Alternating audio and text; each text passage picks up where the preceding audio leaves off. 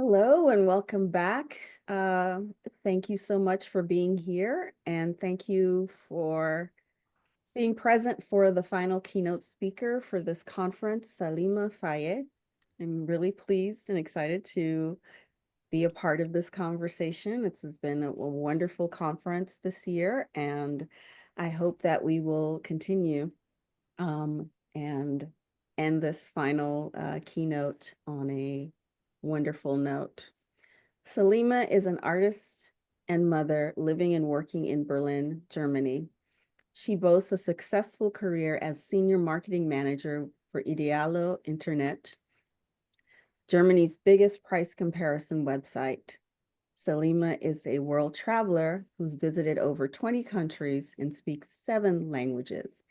And I'm sit here trying to master my English still. She enjoys cooking, dancing, and any creative outlet, music, art, books, etc. She enjoys spending time with her family and is excited to travel the world with her mini me. And she is her mini me. Salima's keynote today addresses rekindling and mental health. So please join me in welcoming Salima. Welcome, Salima. Hey. Hey, everyone. I'll just share my screen because I did prepare a presentation. So you may see me, you may not see me. I don't know, but you will see my presentation. Yeah, so today I wanted to talk about reckoning and mental health and basically healing through culture, storytelling, ancestral connection within the Black German communities. Quick agenda. Who am I? And a bit of context, the importance of the topic. I will talk about reckoning cultural practices, storytelling, and healing.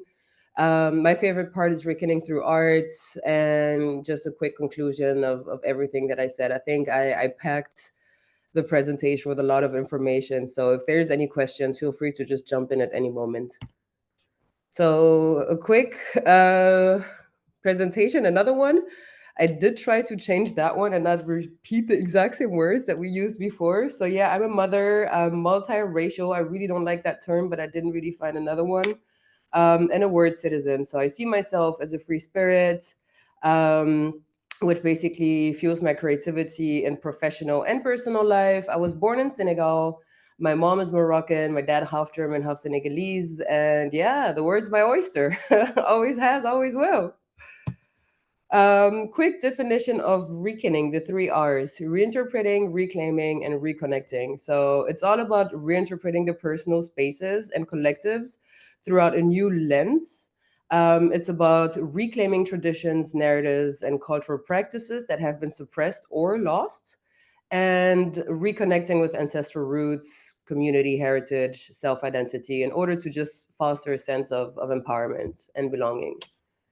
The main question I'm going to try and answer today is, how can reckoning serve as a tool for mental and emotional well being within the Black German community? Why is it important? Obviously, the Black Germans, we navigate through a very complex intersection of race, culture, identity. We face a lot of challenges such as racism and discrimination, cultural erasure, and historical silence, as well as alienation and identity struggles. So I'm moving to the next part, reconnecting with ancestral roots. I actually really like that part as well. It's basically a path to identity, healing, and strength. There are three main parts of that. It's about strengthening the self identity, challenging the Eurocentric narratives, and countercultural displacement.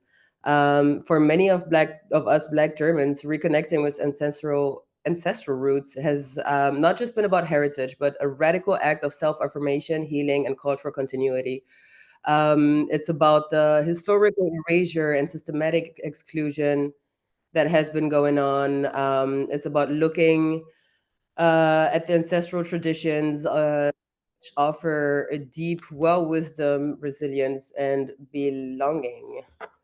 This reconnection is not about replacing German identities, but rather expanding it. So we're looking to embrace a rich tapestry of African, Caribbean, and other diasporic influences that shape Black German experiences.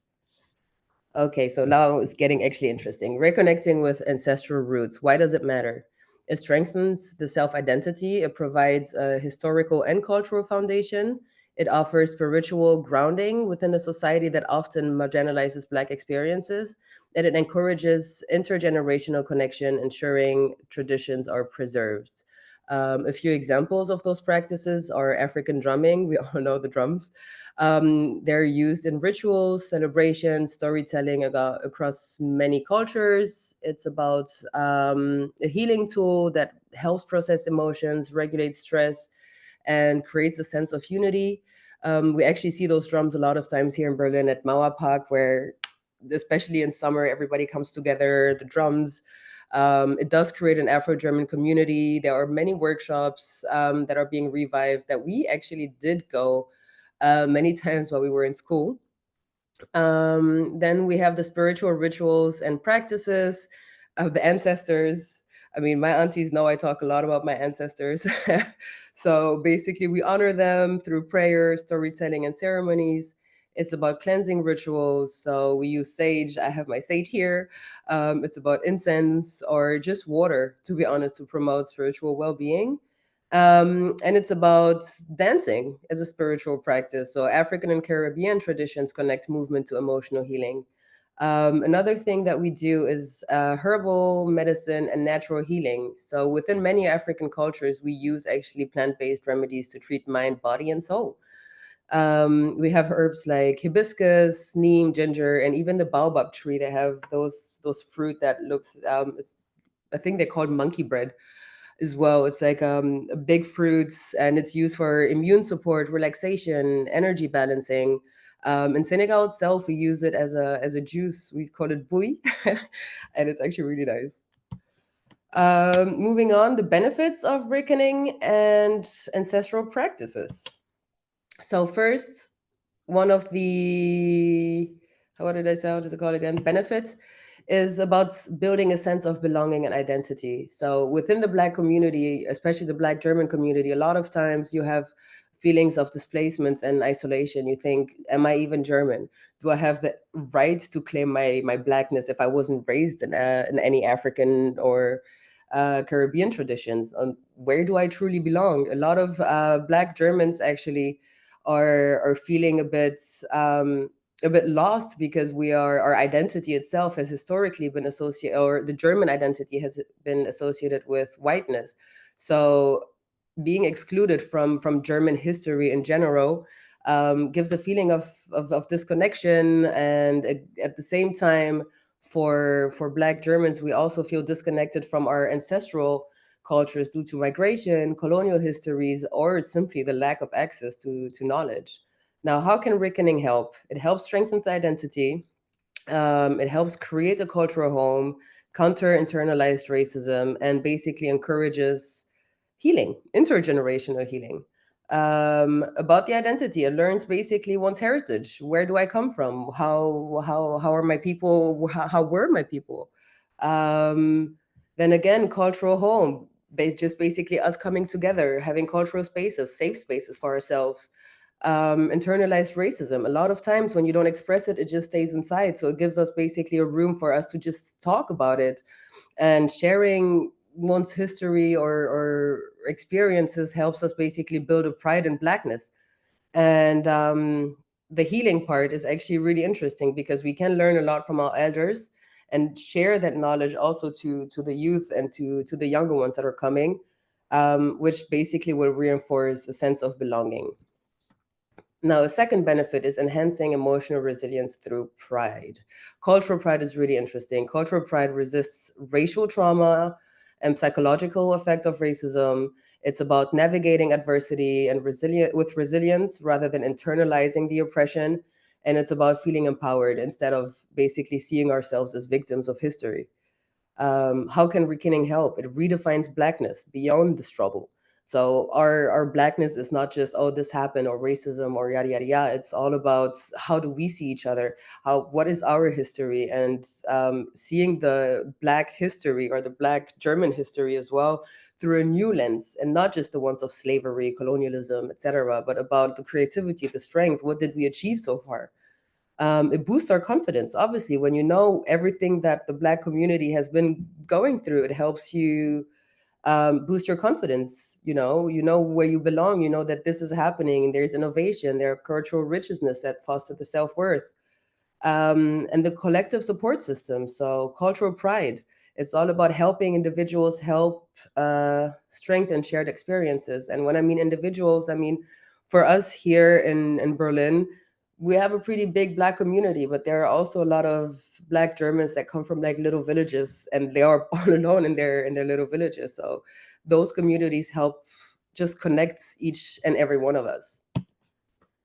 So another benefit will be promoting the mindfulness and grounding through embodied practices. Again, we have dance as therapy. I mean, as Sonia already said, I like dancing.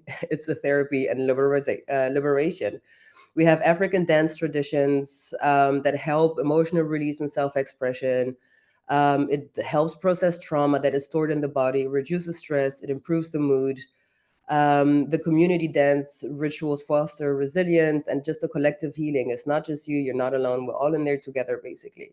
Yoga, you guys have done had yoga sessions every morning I saw on the program. So obviously yoga is usually associated with India, but Kemetic yoga, however, comes from Egyptian teachings. So it has gained a lot of popularity as well within the Black German community. It cultivates inner peace, it reduces anxiety. There's a lot of breath work and meditation that can be done, and it does strengthen both awareness and self-care through internal intentional movements. Then again, the drumming. I mean, we all know that drumming, the sound waves actually do help reduce symptoms of PTSD and anxiety. The rhythmic patterns of the percussions help synchronize the breathing, calming the nervous system. And at the same time, sound healing practices such as the drums or kalimbas. In case you guys don't know, I actually do have a kalimba with me. It's really cute. And it is true that the sound actually helps with the emotional regulation. I use it a lot with my mini me. Moving on to community and solidarity, the power of cultural connection. So, again, I have three main points with that. So, we have the collective sense of identity, the safe spaces for expression, and the social and emotional support network. A lot of us Black Germans, a lot of times feel just in between cultures. So we're not fully German, but at the same time, we're not really fully, not completely, but somehow disconnected from our African or Caribbean roots, which can sometimes lead to a sense of loneliness, cultural fragmentation. However, when we do participate in those events, language workshops, artistic collaborations that do help individuals. So um, we have to build a collective sense of identity by sharing cultural experiences that help validate Black Germans' identities in many ways. We do engage in African, Caribbean, or Afro-German traditions. We do foster pride, connection to a larger historical and cultural framework. We create safe spaces for expression. So there's a lot of safe spaces that we did create just for us to find a refuge from the daily microaggressions and discriminations. And at the same time, the social and emotional support network, friendships, mentorships within the Black community, these connections do strengthen resilience in the face of racism and systematic challenges. Another part, Black German organizations and event that promotes cultural connection. So I have a few examples. We have the Afro-Deutsche festivals, we have the community organization, and the workshops and mentorship program. Afro-Deutsche Festival, we have one Afro-Ruhr festival that's happening in Dortmund that does celebrate Afro-German culture through music, art, and literature. We have Black History Month, an annual event. I mean, now I'm I'm an old lady, so I don't participate in there too much, but I did when I was a student, a lot actually. And there are many parties or just workshops, get-togethers where you can actually just connect with other Black Germans, and it's just a beautiful way to rekindle Black German community organizations and networks. So we have many groups in Germany to support, educate, and empower Black Germans. We have the Initiative Schwarze Menschen in Deutschland, the ISD, is one of the most prominent Black German organizations that focus on political activism, identity workshop, and community events, as well as the Generation BGHRA. I like that one because it's a feminist collective that uplifts Black German women and non binary voices, creating a safe space for dialogue, healing, and empowerment. And at the same time, we have the heritage workshops and youth membership programs. So again, we have the Afro-German heritage workshops, African diaspora language and art programs that offer Swahili, Yoruba, and Twi classes, as well as storytelling workshops or drummings, and the Black German mentorship circles that basically connects younger Black Germans with elders, professionals to provide guidance, no matter if it's like career-wise, education, identity, it's all there. Now, the role of digital spaces, as I mentioned earlier, a lot of Black Germans are just somewhere in a little village. So, how can they connect? We have Instagram and YouTube channels, there are podcasts, and many Facebook and WhatsApp groups. A few of them are, for example, Afro Deutsch Instagram and YouTube channel. It does feature content on Black German history, current issues, and cultural pride. The podcasts like Diaspora Talks or Schwarz-Rot-Gold discuss identity, racism, and the Black German experiences. And then the Facebook and WhatsApp community groups. Those are very important. I'm in a few of them as well. And it's just important just to connect. So everyone just writes whatever they need in there. And if someone can help, the person will just help. And why does it matter? Because those digital platforms ensures that Black Germans, especially those in smaller towns that I already mentioned, have access to support, to cultural knowledge and activism network, even if they can't physically be part of it. Now, moving on to storytelling and healing, the therapeutic power of storytelling. Now, how can storytelling help process trauma, foster understanding? A lot of Black Germans experience discrimination, cultural isolation. I think that this word cultural isolation is also very important. And historical erasure, especially historical erasure, that's also a very important point. And all that leads to psychological distress, self-doubt, fractured sense of identity. So with storytelling, we found a way to transform pain into power, to break the cycle, and emotional healing. So when people verbalize their struggles, whether through writing, speaking, or art, they do regain control of the narrative rather than just letting others define them. It turns their experience of racism, microaggression, and cultural displacement into stories that allows individuals to process the emotions in a healthy and constructive way.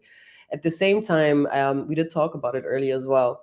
A lot of times when something racist happens, you just go like, yeah, like it's just being washed over, or oh no, it doesn't really happen that way, or it's you're just being gaslit basically. But by verbalizing it, whether you write it or just talk about it, it does transform pain into power. So you regain really power over the narrative. It's your story, and it's a valid story, and your feelings do matters basically.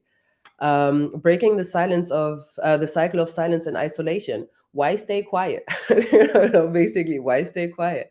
A lot of Black Germans, especially those growing up in those predominantly white environments, the little villages, the little towns, they do feel alone in their experiences.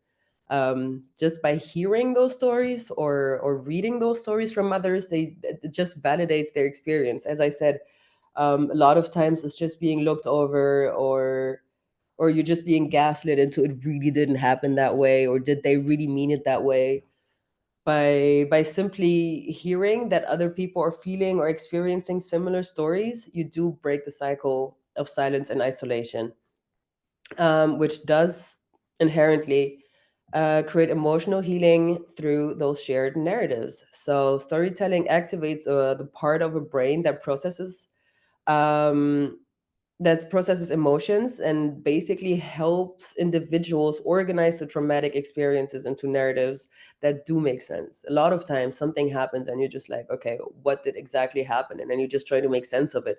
But by seeing that other people have gone through something similar, or hearing what they've done to actually get over it, or just like learning about those workshops where you can go, it does help you organize the experience and change the narrative, and again transform pain into power.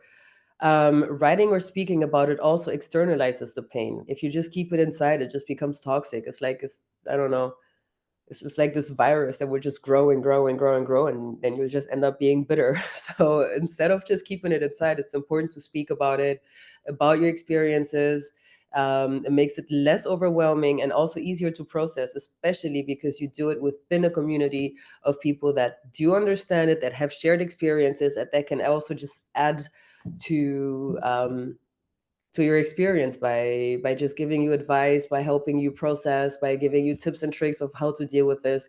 I don't know, doing yoga, as I also mentioned before. So all of this is all about the community. So at the end of the day, weakening, keeping the community and staying strong together. Now, the importance of amplifying Black German voices.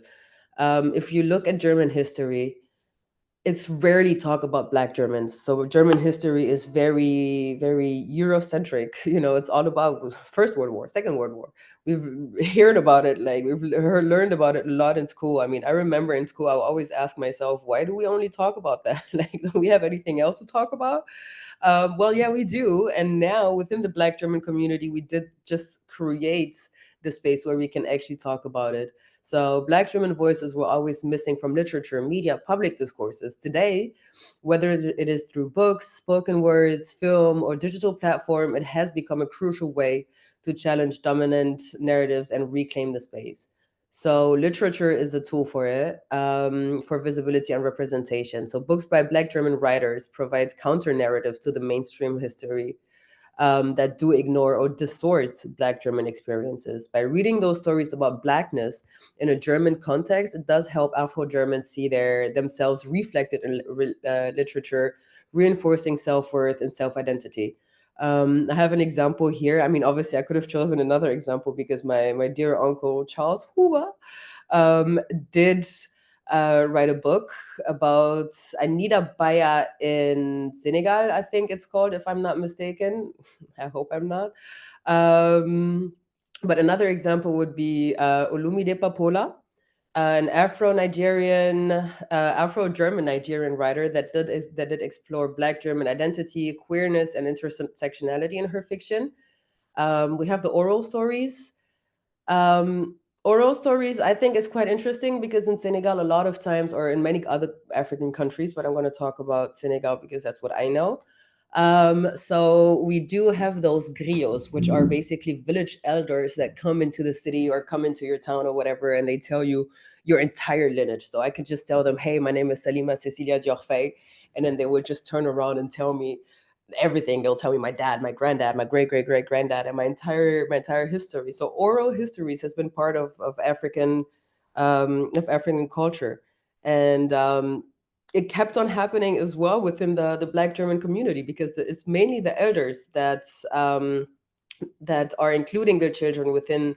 Oh no, it's mainly the elders, including the children of the African soldiers during the World War II, that had their voices suppressed for many decades. So they come together and they just tell us what's been happening and how they've experienced it all. We collect and preserve these oral histories to ensure that the Black German contribution to history is not erased. An example, Home Story Deutschland Project is a first-hand account of Black Germans ensuring that future generations have access to authentic, unfiltered histories. And then the digital platforms, which I think is quite interesting as well, because whilst talking to the elders that I mentioned within the oral stories, you can record that and then put that into a podcast or YouTube series, Instagram accounts, or simply a blog that allows Black Germans to share their histories with a global audience. So instead of just keeping the oral histories between ourselves, we can also find a way to broadcast it and bypassing the mainstream gatekeepers. It's all about us. Another example for it is Schwarz-Rot Gold, that amplifies the Black German perspective through personal interviews, historical storytelling, and discussion on race and identity. Now, how can we foster the power of storytelling within the Black German community? First, we can encourage personal storytelling. We can support Black German literature. We can engage in oral history and intergenerational dialogue and use the digital platforms to share those stories. So let's talk about point one. We can start journaling, poetry, or memoir, just to document the experiences. We can participate in creative writing workshops and develop them with guidance, or develop the stories with guidance. We can read and share the books by Black German authors. Oui, mamita. Oh, yalla, viens. Now you're gonna meet my mini-me. Yeah, mamita, je vais pas, je parle. Um, bet some of y'all are gonna be really happy to see her. So yeah, so we can read and share the books by Black German authors. We can organize book clubs, reading circles that do focus on Afro-German narratives. You see my smile. That's I'm smiling because I know my auntie Rosie is so happy right now. Anyway, we can record a conversation with the Black German elders and do preserve their experiences, and at the same time, we can create community projects that do collect and publish those oral histories. Oh, mommy, yo, yo, yo, yo, yo, baby. So we can use those. What the hell? Sorry. We can use those digital platforms as well to share stories. We can create blogs, YouTube channels, podcasts, and just support Afro German media initiatives.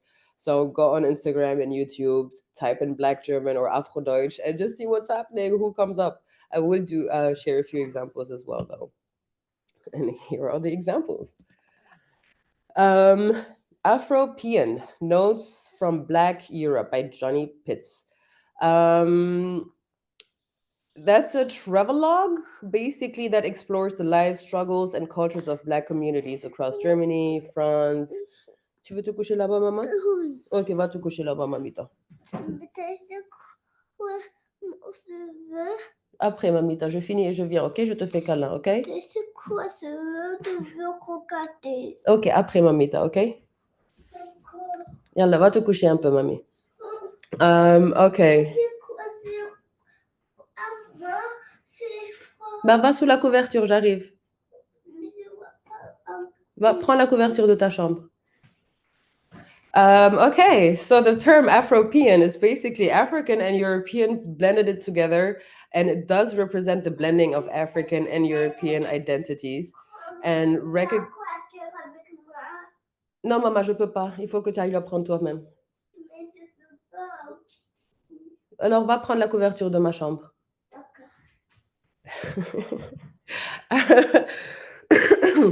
Okay, so Afropean represents the blending of African and European identities. It does recognize that Blackness is a core part of Europe's history and presence. Why is it important for reckoning? It challenges the idea that Europe is inherently white and highlights the diversity of Black European experiences. It centers Afro German histories by visiting Black German communities and discuss their histories and contribution, provides a blueprint for Black Europeans to see themselves as belonging and to both African and European heritage. It's a core aspect of reckoning. Then we have another one, a local project. Vas-y, vas-y, vas-y, tu vas réussir. Genau.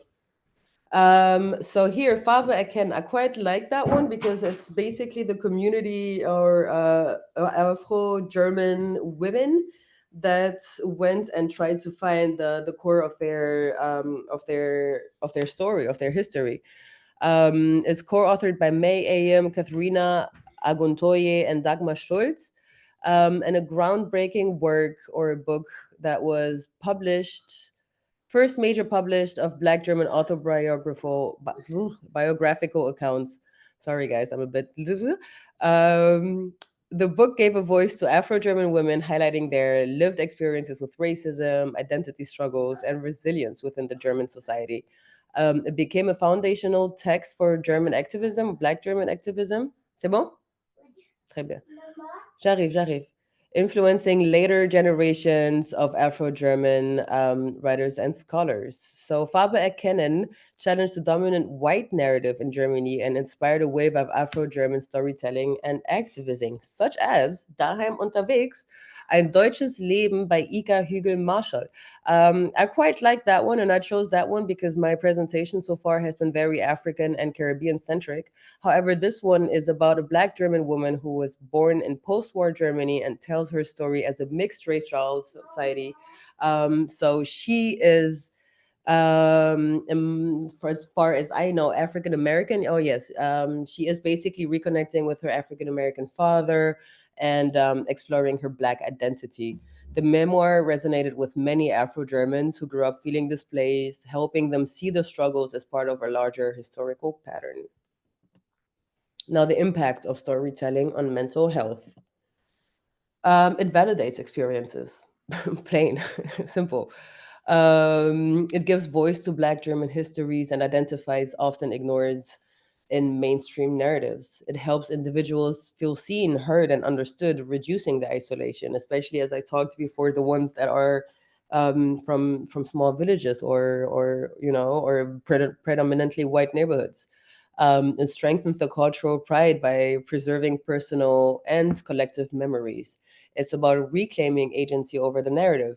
It shifts the perspective from victimhood to empowerment. It's not about, oh, this and this and this happened to me, poor you. It's about, okay, it happened to me, but what can I do with it? I share it and I actually empower everybody else around me that they're not alone and that we're in it together.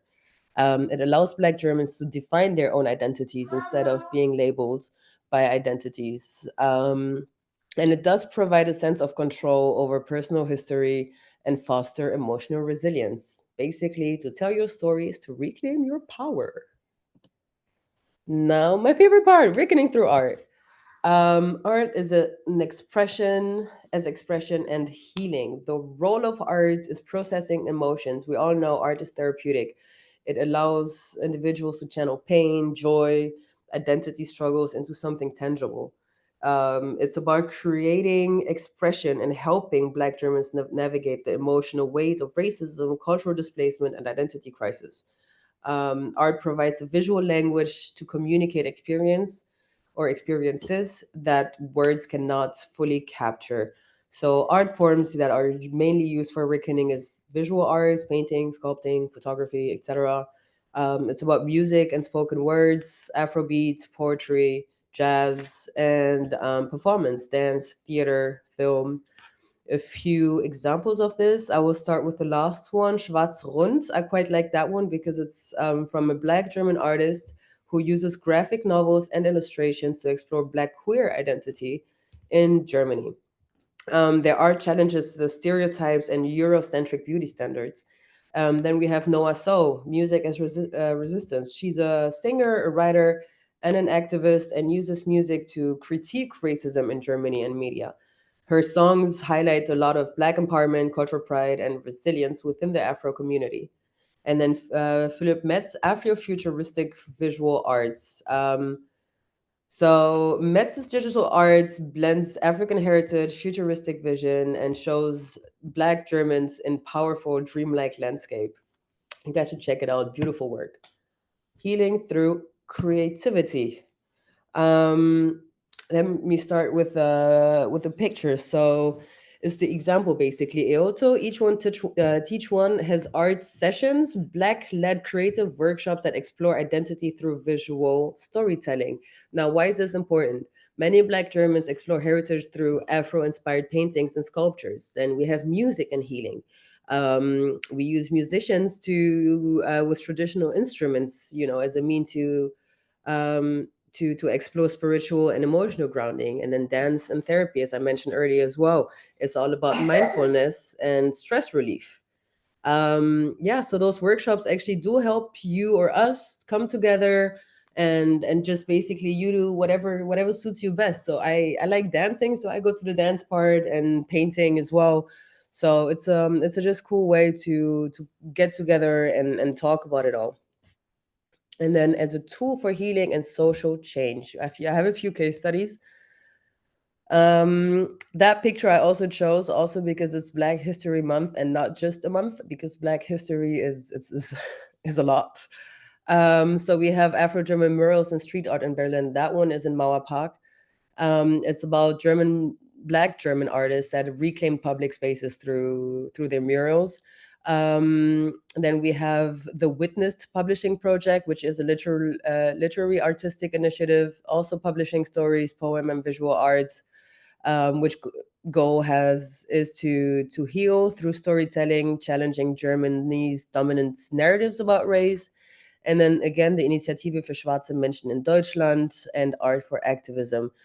They use spoken words, photography, and film to bring awareness to Black German issues. Events like Schwarzkunst, for example, showcase Black German artists as a way to reclaim space within the within Germany's cultural landscape. Let me just finish briefly because whew. Okay, summarizing. Weakening cultural practices fostering resilience and belonging. By reconnecting with ancestral traditions, we do strengthen our identity and we do find emotional grounding. Storytelling is therapeutic tool to reclaim narratives. When you talk about it, you feel you externalize the pain, as I mentioned earlier. You don't internalize it, and you do realize is you're not alone in this. We're all in it together. And then we have art to promote healing through self expression and connection, visual art, music, performance. It's all ways to provide an outlet for processing emotions, challenging stereotypes, and creating cultural pride. Now, how can we support? Simple. We can support Black German literature, art, and music. We can purchase the books. We can visit exhibitions. We can participate in the groups as well, the WhatsApp groups, Instagram, etc. We can share our stories and our family stories. We can document and preserve them. Also for the future generations, break the cycles, guys, break the cycle. And then support reckoning initiatives about donating. Obviously, each one of these organizations are funded by a lot of times by donations. It's not like the government is helping a lot. Maybe it is actually, I don't know. Um, so we can donate, we can volunteer, and help organize also workshops together. We can partner with German artists, musicians, and storytellers. That will be it. So feel free to ask anything. Again, I'm sorry for the disruption. That was a happy disruption. Oh, good. I'm I mean, I know a lot of you guys were happy to see her. sure we were all happy to see her. We're all fine with with that.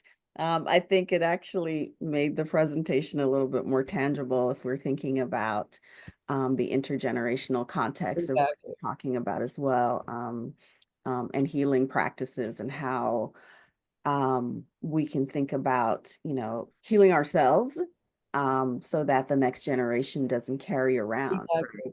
right? Those kinds of traumas and experiences. Exactly. So, And yeah, actually, I did not mention the Afro-Latins yeah. because he is half Cuban. So, there is also that. Right, right. Yeah. So yeah, thank you so much. This is a really rich and full presentation. So you've given us a lot. I mean, I see that as kind of like the outline for your book. So if you that is a book in the making. But I wanted to, speaking of, happy interruptions, I wanted to think about you've touched on it a couple of times, and this is the notion of cultural erasure. Um, and can you talk a little bit about some of these sort of interventions that you think are really important, both at the level of sort of the personal and then at the level of the community as well? I mean, in general, if you think of Germany or German history, all you think of is really World War I, World War II. You do, yeah. She's coming back. So, a lot of times when we talk about German history, we do forget about everything else that happens within the Black or German history. So, be it now, whatever happened with after World War II. So, a lot of times, a lot of American soldiers came, had babies, and then left. So, what happened to those kids that stayed here? A lot of times they grow up and they don't understand their blackness. What is this? Am I German? Am I not German? Feeling completely isolated in it. So just by sharing it, just sharing the story, I think a lot of even my auntie Rosie, I mean, she did a lot of work when it comes to that. I mean, this entire association has been built on that basically. And then how can you support it? The books. Thank God, a lot of people wrote books so that we can actually read it and realize that we're not alone in it. Oui, mamita. J'ai aussi 3 cœurs et lui, elle a un casque ici, c'est oreille. Yeah, mamita. Come Um, sit down. I just want to take this moment to let folks know that you can post your questions in the Q&A.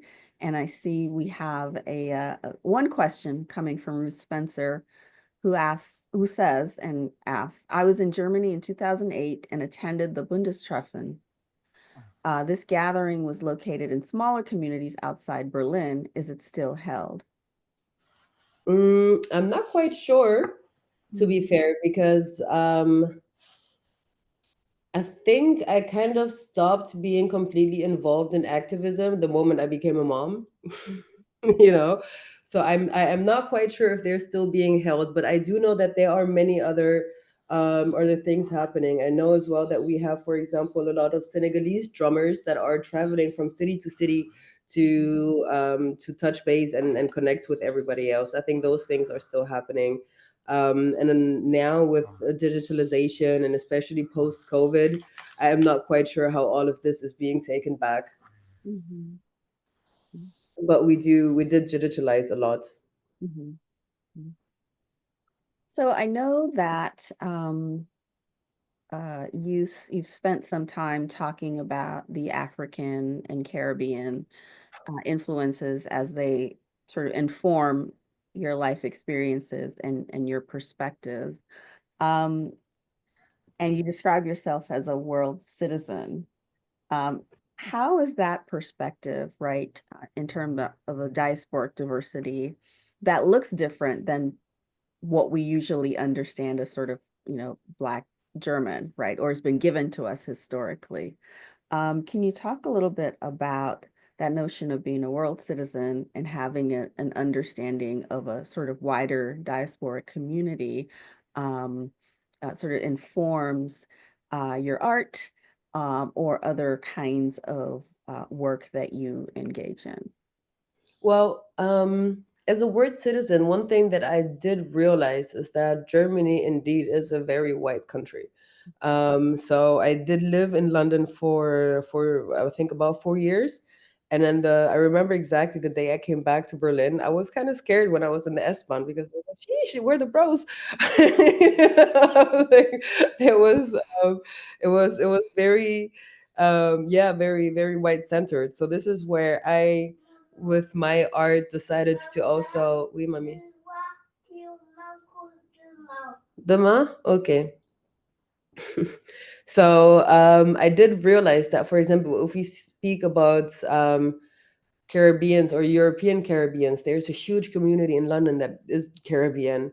In Germany, not so much, but it did actually grow. So we have a few friends of mine as well. They did create a whole jerk chicken situation. So we have the carnival, yeah, the carnival, the cultural Carnaval de Kulturen, where they did start in the beginning only there selling their jerk chicken and playing their music, etc. And then it became really big. So they had pop-up stores everywhere, and it became actually through food, because I did not talk about cultural through food, Right. uh, which is also a form of art, in my opinion.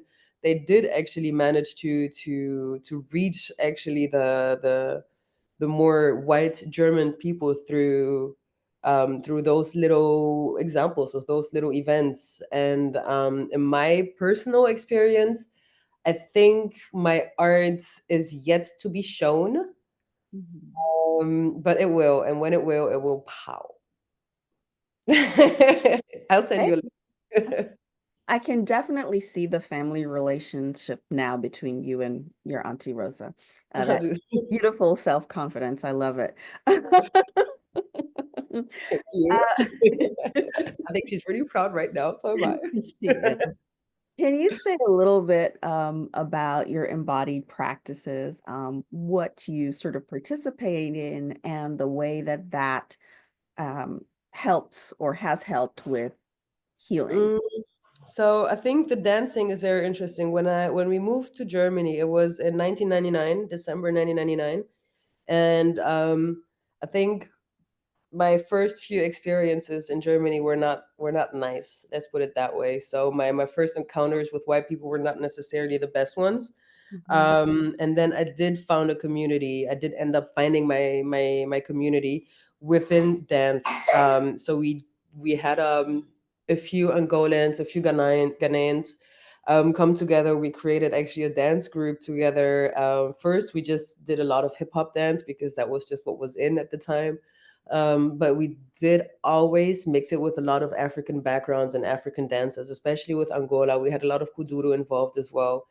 And with that, it did help, just letting it out, all the anger that I ended up feeling, because it's a lot of piled up anger that I personally felt. I know others may feel maybe sadness. For me, it was anger, and it did help, just dancing it out, letting it out. And I mean, in general, dancing is a form of, it boosts dopamine. I mean, sports Mhm. boost dopamine as well. So it's a way of, just you come out of the training and you come out of the dance session, and your dopamine is levels or just skyrocketing.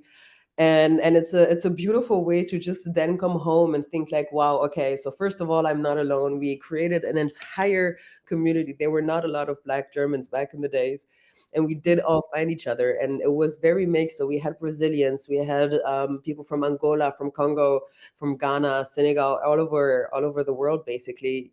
African Americans as well, if I think about it.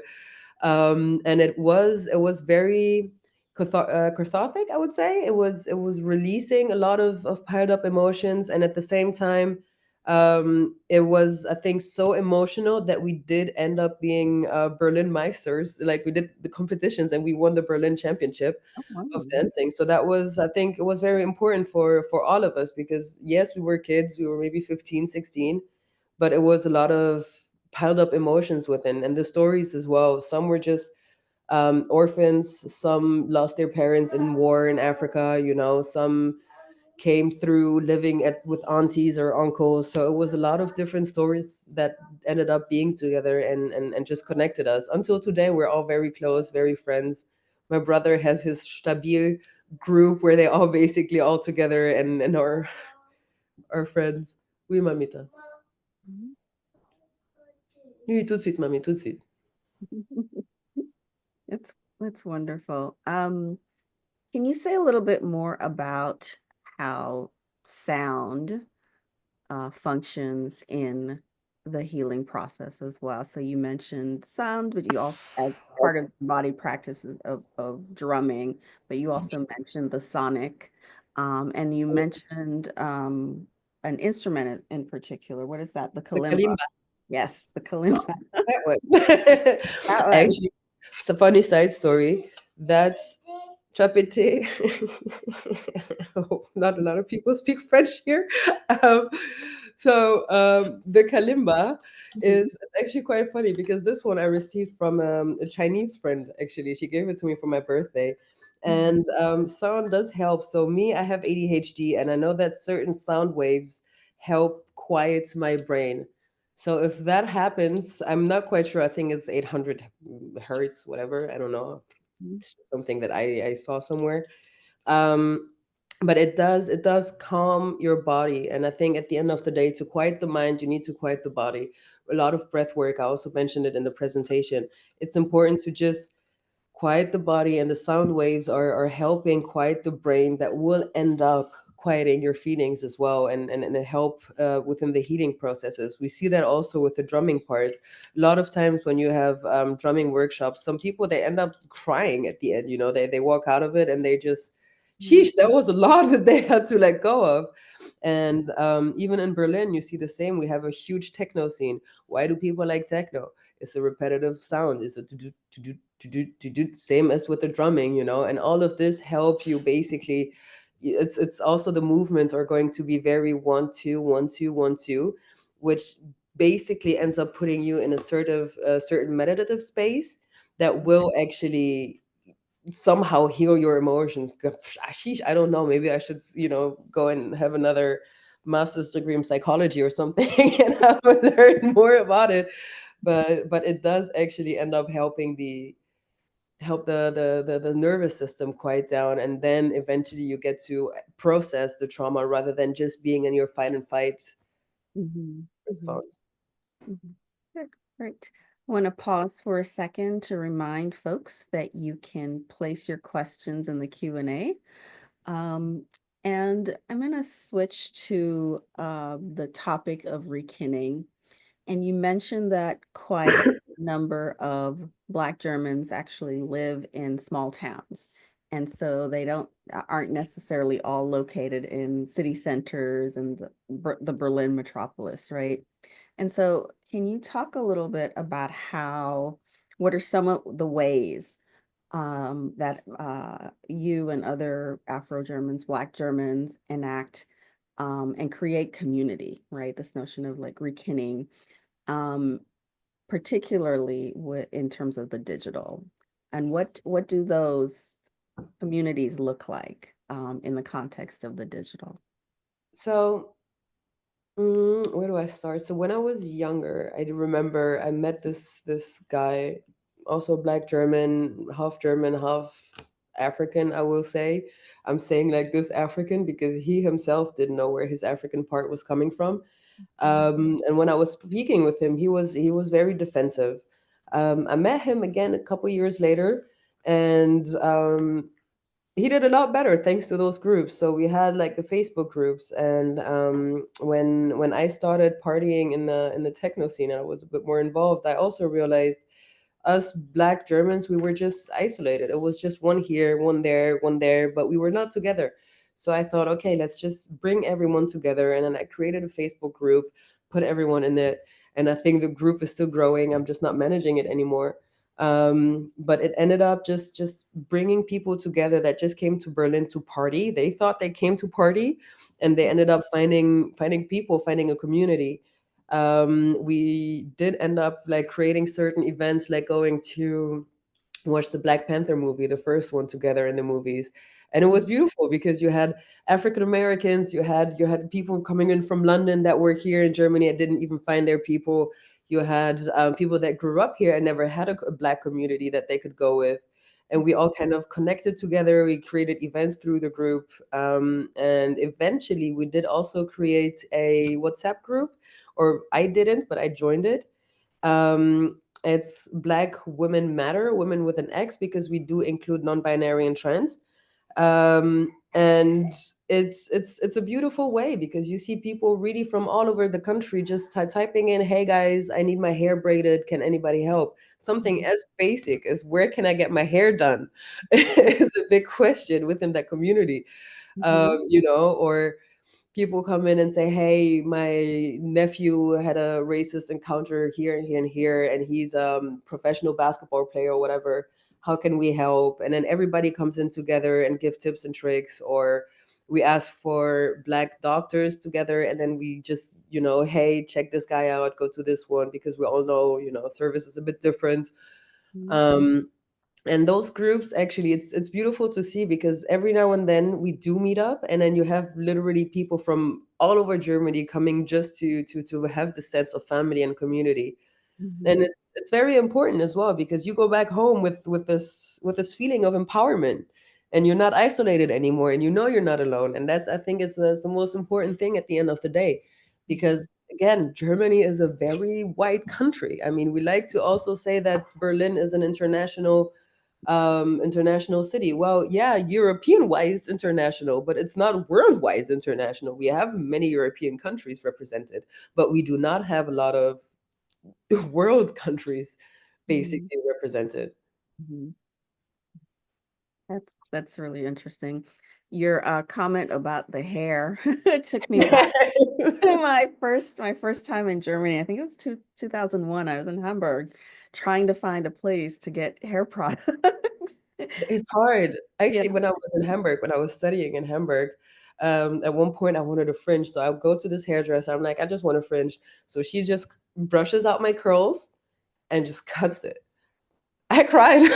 I walked out of there with tears. Oh, goodness. And I kept Yeah. on walking past other hairdressers until I saw a Black one.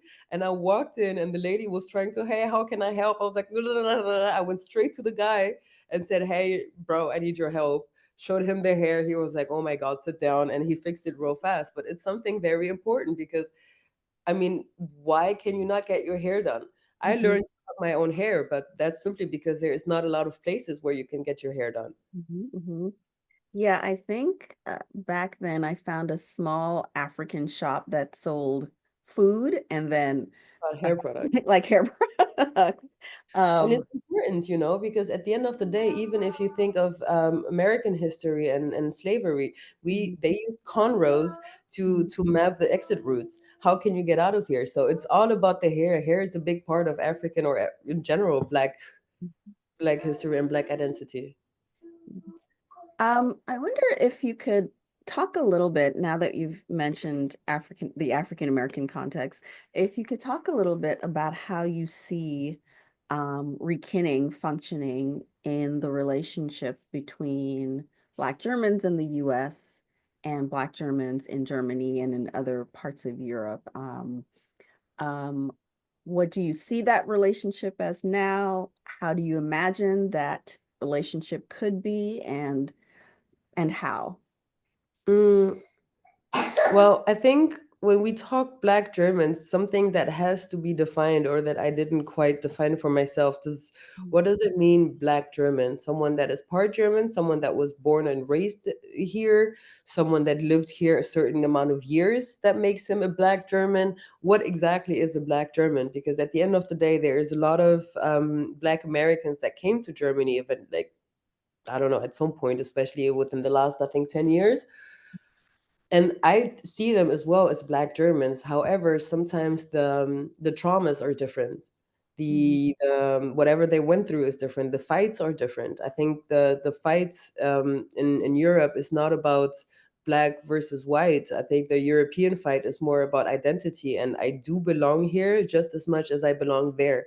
At the same time, I think that the Black German issues in general are we haven't completely erased from history. I think I read somewhere in the newspaper that there was this couple that all of a sudden had a black kid and it was genetically their kid, even though they were both white. But why did it happen? Because somewhere down the line, there was a duke of, I don't know, Schleswig-Holstein, I'm going to say now. I don't really know if that was that. But some part of Germany, and it was a lord, and he belonged there, and it was him. But nobody talks about him, so the history is completely being erased, which, yes, okay, it's sad, but it gives us the chance to redefine and rewrite our own history at the end of the day. mhm, And I think within all the African American or Black Germans in America, I think Black Germans in America are very very involved as well, which I think is great. To be fair, because you could just be like, yeah, it's not my problem, I'm far away, you know. But you guys don't. So the fact that you guys are still involved and also connected within the Black German groups here in Germany or internationally as well, I think it can bring only greatness if we manage to talk between each other in a very centered way. So mhm, it's not about, oh, my trauma is worse than yours, or I've lived this and you've lived that, but it's about sharing the stories and coming in together and just rewriting history. As I said, okay, there is not a lot of Black German history out there, but we can write it. mhm, All of us count, all of our histories are valid. Everything is just part of a big picture, you mhm, know? mhm. Wonderful. Uh, yeah, I like Yeah, that. very positive. I'm really struck by this moment where you really are interrogating what does it mean to be Black German, right? Who identifies as Black German Yeah. and how, because it also speaks to this relationship to the German nation that you earlier spoke about as well. Just also, if you saw how I presented myself, I did say that I was born in Senegal I did not mention a lot of times Germany because I don't have a lot of belonging, let's say, Right. feeling within Germany. But I do see myself as a Black German because I grew up here, I live here, I work here, my kid is born here. But Mhm, when it comes to really feeling of belonging, mhm, oui, maman, couche-toi, ça va être mieux, ok? J'arrive tout de suite. Tu es au bord de l'eau? mhm, Mm. mhm. Yeah, belonging is actually a really interesting thing because who gets to define what belonging is and looks like, Yeah. right? Um, Yeah. yeah. I mean, Um, even at work, when I tell people that they asked me not too long ago, hey, so are you, because I'm flying tomorrow, I'm flying to Morocco. And I said, oh, I'm flying back home. And they were like, oh, well, is Berlin not home? And I'm like, well, I don't feel like Berlin is home because I Mhm. didn't even choose to come here at the end of the day. I came with my parents. So Yeah. it's not like that was like a conscious decision of mine. I just came here and I am here and I make it and I found my ways. I found my community, which is why I Mhm. like it. But to me, home is still going to be somewhere else always. Mhm. Yeah. There's a question from Ruth Spencer who says, is the Black German population growing in Germany? Are there any Black German legislators, or governmental representatives yet? If so, do they listen to the Black German community? Not anymore. Oh. Not anymore. Germany is going through a very, very difficult path at the moment, Mhm. politically speaking. So, my uncle that I did actually mention, Charles Huber, he was actually one of the first Black people within the Bundestag, Mhm. but is not anymore. And there was someone else actually in Leipzig, I think he was in Leipzig, also a Senegalese one. I forgot his name. He is also not in there anymore. Mhm. Anna, j'arrive tout de suite, s'il te plaît, okay, mommy? So he also is not in it anymore, and that was basically due to the current situation. So Germany is going back to the far right Mhm. movement, which makes it very difficult. However, the population, the Black German population, is increasing. We have a lot more coming. We had a few coming in with the refugee wave in 2015 and then continuously 2017 a few more. So we are here, we are representing, and they are enriching the culture, if you ask me, because some of them, or a lot of them, actually come back and are musicians partly. So they come with their drums and they help drumming. A lot of them are singers, so they come and sing and teach you how to sing. So how did we have all those language courses? So I'm sure, I mean, Swahili, yes, I learned Swahili in university. But Twi, where can you learn Twi? Where do you learn Yoruba? You can even learn Wolof in some of those communities, which I think is a somehow um, enriching situation, or I don't know, like yeah, situation. But lately, really, I'm not really quite sure where Germany is going to end up. Mhm. I think after tomorrow we will know. Mhm. So there's a And question Minata Torre is gone. on Aminata Toure. I'm not sure. Hmm. Hmm. Oh, Schleswig-Holstein. Oh, apparently she is still there. My bad. Misinformation. Fake news.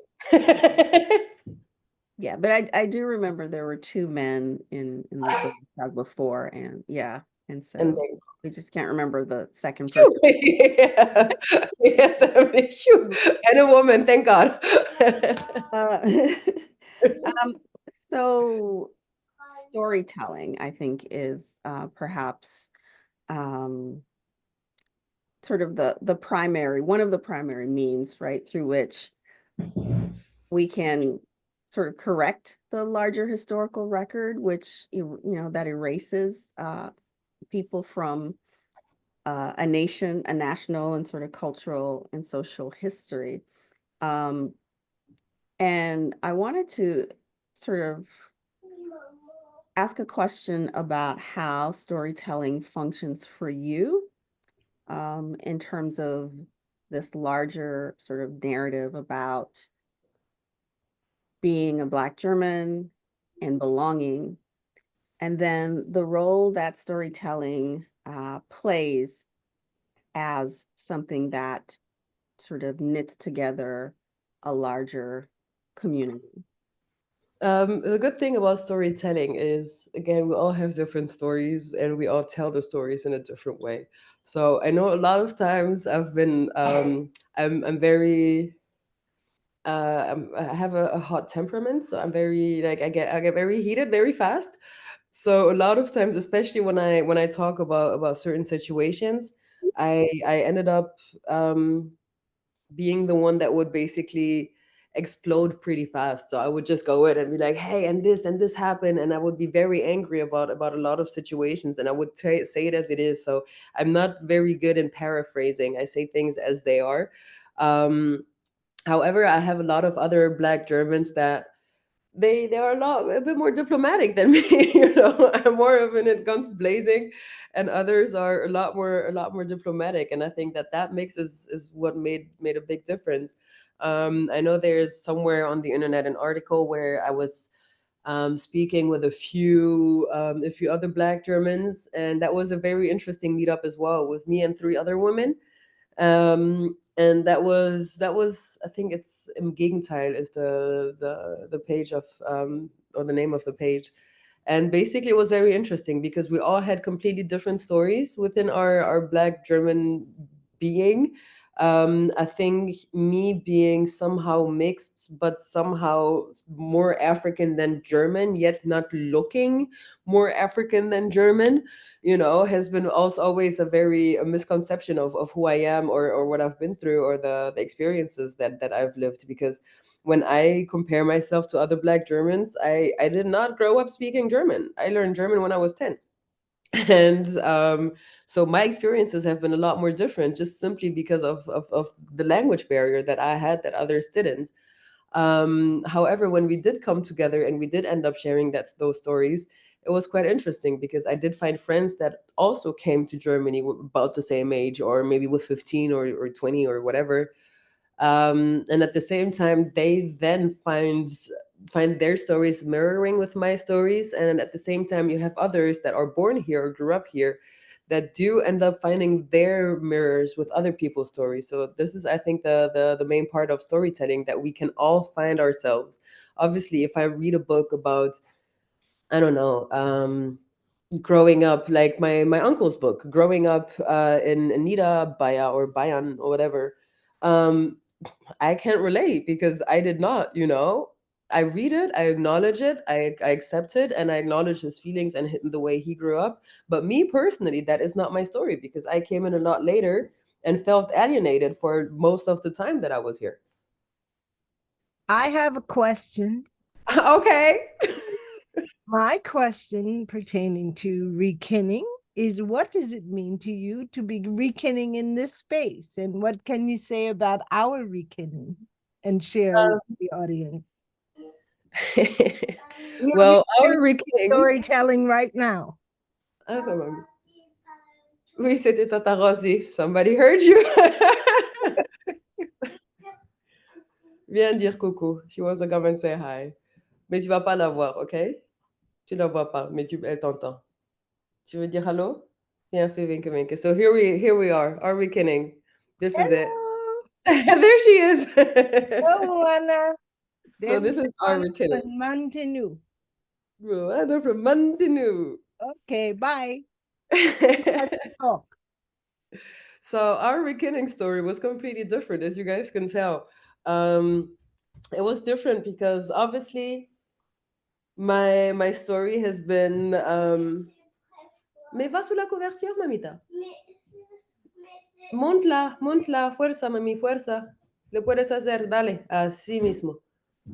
So our rekindling story was completely different because, again, as I said, I felt very alienated in most of my life here as well. But so did Auntie Rosie over there that you guys just saw. And that our rekindling was a way of, again, I talked about mirroring. So I basically found my hated character, as you even said yourself. You mentioned that you found the similarities, the confidence, etc. All of this is actually something that I find quite beautiful. And especially if I see the little one, how she's just, she just got up just to say hi. If this is not reckoning. And in a way that is also completely different. So I always said I'm a citizen of the world. I don't see myself as just Black German, but I also felt at home in Auntie's Rosie's home back in New Jersey. So all this is a way of reckoning as well, where we take our Black Germanism and make it just international. Why does it have just to be in Germany? We're Black Germans also over there, and that's also what you mentioned earlier as well, Sonia. Well, what does it feel like to be presenting here in this space for the first time? How how does it feel like? I'm not quite sure, to be fair. I think one hand she's back. On Heard one my hand, voice. I better be quiet. yes. So it does, it feels, it gives me somehow I think a feeling of pride, but also making you particularly proud as well is something that I think is quite important to me, or has been important to me. And also, oui, après on appelle Tata Rossi, okay? We're gonna call you in a minute. So it's also for me giving you, yes, okay, mommy, this in. Tiens, moment. There you go. Here you go. And then there you go. Tiens, tu t'assois? So it's a feeling of pride that I give you, that I have for myself, and a way to share is my story as well, has always been a bit different than everybody else's, and also sharing that story of rekinning after we literally just rekinned when I came to see you, and we did talk about it a lot. So I think it's I don't know, it's an important thing to do. It gives me a feeling of somehow pride, I guess. Are you happy? Got it. Very happy. Thank you. Good. I love you. I love it. That is beautiful. We'll take a question from the audience, and it is, do museums or heritage organizations in Germany reflect in their exhibitions the Black German population? Not that I know of. So I do like museums. I did visit a lot of museums. Mostly you see Egypt, obviously. But personally, I think it's wrong because they don't belong here. They and somehow um, it's Mhm. it's stolen goods. I think, like, I'm not quite sure what I think about it. I think even if they do, I would rather have them send it all back to be exposed in the countries where they actually took it from. Mhm. Yeah, and I think that also speaks to this notion of reckoning and justice, right? That is also part of thinking through why we are here, why we've been coming back to this conference and these sessions. It's to think about what rekinning allows, right? It Exactly. allows or makes the way for a kind of reckoning with that larger history that erases or hides as a part of a process working towards or moving towards justice. And especially if you think of Germany in general, Germany got a bit more or less lucky because they lost all the colonies. So, they don't take any, they're just like clean hands. Oh my God, I had nothing to do with that. Well, kind of though, And Mhm, and at the end of the day, tu as fini, c'est joli. mhm, So yeah, so at the end of the day, I think all this kind of brings I don't know, the justice part, as you said, like, do they not, should they send it back? I think everything should be sent back, or at least acknowledged or somehow shared within the Black German community that are here. There are a few art exhibitions happening, etc., but it's not happening in the same way as it should be. mhm, mhm. Okay. Well, I think I want to. There's another question or comment. Okay. Sarah, hi Sarah. Sarah Lennox says, I know a Black German child being raised trilingually. What language do you speak mostly with your daughter? Does she speak other languages, and how is that related to how you think about your and her identity? And I know I heard 4 languages since we've been speaking. So Did you hear all this? Oh, wow. I Ay, did. mami, tout de suite, je m'occupe. Well, it's funny that you say that because I think language is a big part of identity as well. So I speak with her French, English, and Spanish. I think a bit of German here and there, but I mean, we're in Germany, so I don't really need to push German. Why do I do Spanish? As you say as well, identity part. She is half Cuban, and I think it is important for her to know Spanish, even if she's not going to speak it or not, but at least I will bring it to her because it is part of her identity. um I do somehow sometimes throw in a bit of Arabic or Wolof, because I would need her to just hear the sounds of how it sounds, even if she doesn't necessarily know what it means. So sometimes I tell her "yo ya sop," and that means, oh, you're being a brat, basically. So I say that in Wolof, and she laughs at it and she says it back to me, and it becomes a game. Or I say the same in Arabic. I say "afrita," and it's pretty much exactly the same. And it's also just a way for her to just hear and understand, okay, this is part of where she's from. Or also, I do, as I said, travel the word with her, so I don't want her to end up going, I don't know, to Senegal or Morocco and have never heard the sounds of those languages. So to me, it's important. Language is part of identity. The languages that I do cherish the most are the ones that she's going to use as well. I mean, French, German, English, Spanish, those are Eurocentric languages, but the African ones, yeah, maybe I should do a bit more of an effort, but we don't want to overload that child either. So, it's a very difficult thing for me to manage all of those together. Mhm. Mhm. Wonderful. So I'd like to take the time right now to give you maybe a couple of minutes of the final words in terms of what you hope we take away from this conversation. Mamie, tu vas faire un Mhm. fusée. Well, Mhm. okay, Fina Fusée. I think the most important thing to do is that to say, Alors, c'est du is blanc that every beaucoup de story is couleurs. valid, every Alors, c'est identity du is blanc valid. beaucoup les couleurs. Parce Oui, que- mais j'ai pas beaucoup les couleurs, mamie. Mais Dessine. moi- Après, mais moi- laisse-moi parler, après je viens, ok, mamie? Mhm. We're continuing to paint. So I think to finish, I would say literally every identity is important, every story is important, and every feeling, every trauma is important, and equally as important as anybody else's. Even if we look at our own family, we all have completely different stories. We all have completely different backgrounds. We all grew up in a completely different ways.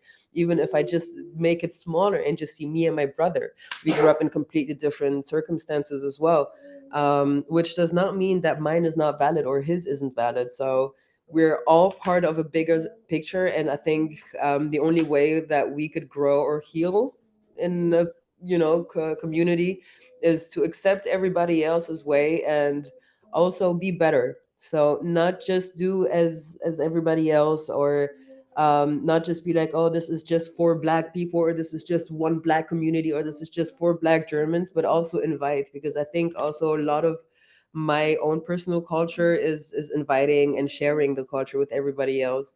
And I think this is, to me, the most important thing: the storytelling, the podcast, the bringing it out there. Is just about sharing it with the world, not just with the Black community or the Black German community, but also with the white German community, so that they can understand and also participate if they want to. Mm. Wonderful. Well, thank you so much, Salima, and Mini Me, for this really wonderful conversation. And thank you, everyone, for coming today, and for making this conference such a wonderful and generative one. Thank you all. Thank you, guys.